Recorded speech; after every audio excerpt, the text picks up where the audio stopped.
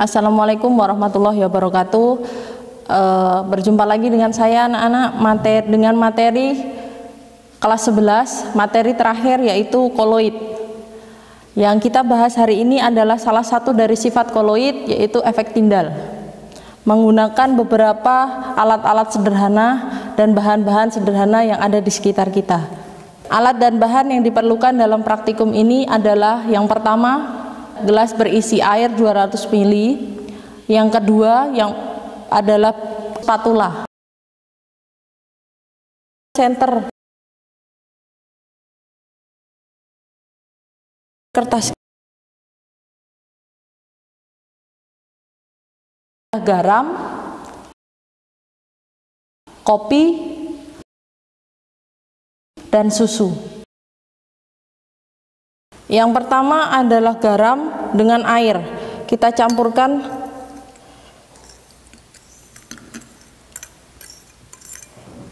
kita aduk sampai rata.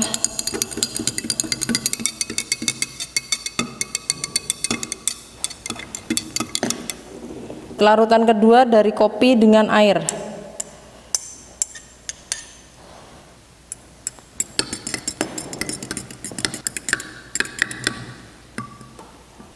Yang terakhir yaitu susu dengan air.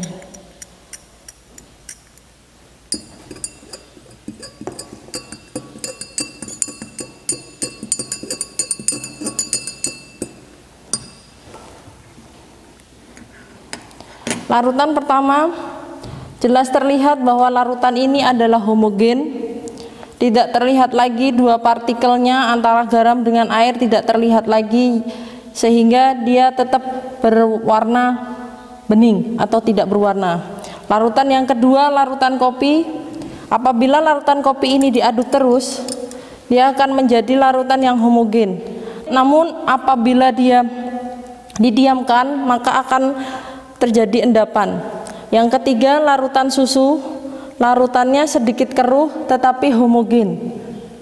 Percobaannya, larutan yang pertama adalah larutan garam tadi. Kita menggunakan senter. Kita senteri larutan tersebut, maka cahayanya akan tembus ke kertas yang ada di setelah gelasnya. Ini menunjukkan bahwa larutan ini menembuskan cahaya, meneruskan cahaya terus, jadi terjadinya homogen. Dua partikelnya tidak terlihat, jadi dia sudah menjadi larutan homogen. Tabung pertama itu disebut larutan. Untuk larutan yang kedua, larutan kopi dengan air, apabila kita dikasih cahaya, cahayanya tidak akan tembus, tetapi dalam larutannya cahaya berpendar. Pada perpendaran cahaya ini disebabkan karena partikel di dalam larutan kopi ini. Larutan ini jadinya disebut larutan suspensi. Larutan ketiga itu larutan susu. Apabila dikenakan cahaya, maka cahayanya tidak menembus ke bidang kertas, sehingga namun dipendarkan di dalam larutan. Ini adalah salah satu ciri-ciri dari larutan koloid atau larutan yang disebut koloid. Demikianlah hasil praktikum kali ini. Kesimpulan untuk percobaan kali ini, yang pertama bahwa efek Tyndall itu adalah efek di mana kita memberikan cahaya kepada larutan-larutan. Yang pertama kita memberikan cahaya ke gelas A.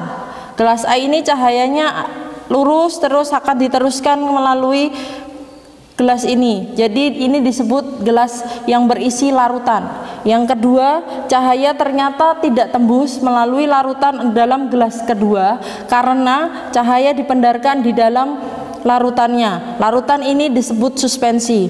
Larutan yang ketiga, cahayanya tidak diteruskan melalui larutan ini, tetapi dia dipendarkan di dalam larutannya, sehingga nama larutan ini adalah larutan koloid. Kesimpulannya adalah larutan yang merupakan percampuran secara homogen. Jadi tidak ada perpisahan, tidak ada kelihatan partikel yang penyusunnya.